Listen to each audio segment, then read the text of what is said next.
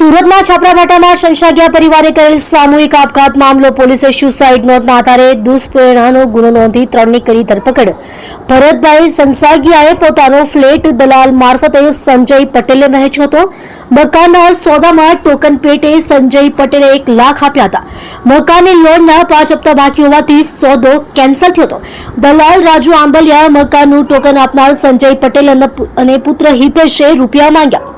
ભરતભાઈ સંસાગિયાએ દવાખાનું આવી જતા લાખ રૂપિયા દવાખાનામાં ખર્ચાઈ ગયા। મકાન દલાલ રાજુ આંબલિયા તેમજ સંજય પટેલ અને હિતેશ રૂપિયા માટે ધમકી આપતા ઘરમાં ઘૂસી મારવાની ધમકી આપતો ભરતભાઈ તેમના પત્ની વનિતાબેન તેમજ પુત્ર હર્ષે કર્યો સામૂહિક આપઘાત। પોલીસે મકાન દલાલ રાજુ આંબલિયા સંજય પટેલ અને પુત્ર હિતેશની કરી ધરપકડ। કઈ સામૂહિક આપઘાતની ઘટના બની હતી, ત્યારબાદ આરોપીની ધરપકડ કરવામાં આવી હતી, કઈ રીતની કાર્યવાહી હતી અને કોણ કોણ આરોપી પકડાયા છે? છાપરાભાટા વિસ્તારમાં ઇન્ટેલિયર ડ્રીમ્સ ફ્લેટમાં 3 લોકોએ સામૂહિક આત્મહત્યા કરેલી। એ બાબતે તાત્કાલિક ગુનો દાખલ કરી અને સુસાઇડ નોટ આધારે 3 આરોપીની ધરપકડ કરવામાં આવી છે અને તેઓને નામદાર કોર્ટમાં રજૂ કરતા જ્યુડિશિયલ કસ્ટડીમાં મોકલી આપેલ છે। આપઘાત કરવા પાછળનું શું કારણ સામે આવ્યું છે?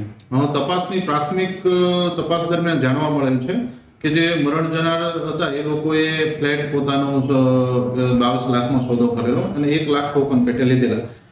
ત્યારબાદ ફ્લેટ ઉપર લોન ચાલતી હતી, એ સામેવાળાને ખબર પડતા આ લોકોએ 1 લાખ ટોકન પાછું માંગેલું અને એ ઉઘરાણીમાં સામેવાળા દબાણમાં આવી અને સુસાઇડ કરેલાનું જાણવા મળે છે।